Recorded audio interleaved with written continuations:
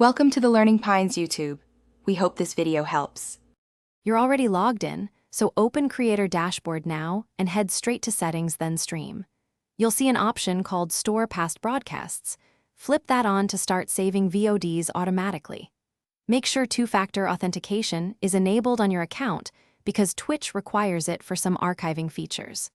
Once done, your past broadcasts will be kept according to your partner or affiliate retention period, so this initial toggle is the critical first move to start saving streams.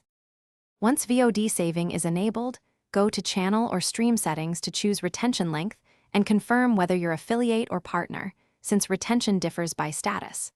Enable clips and highlights if you want shorter snippets stored separately. They're useful for sharing. Also review automated moderation and storage integrations so VODs aren't deleted by bots or third-party tools. Make sure your recording software doesn't overwrite local files. Set unique file names and paths so nothing gets lost. Finish by running a short test stream to validate that a VOD appears in Video Producer after you end the broadcast. If the VOD shows, you're done, trim or publish as needed.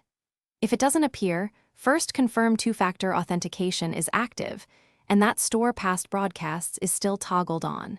Then inspect any connected apps or moderators that might auto-delete content. As one key troubleshooting tip, wait at least 10-15 minutes after ending the stream before assuming the VOD failed, as processing can take time. Thanks for watching. Consider subscribing if we helped you.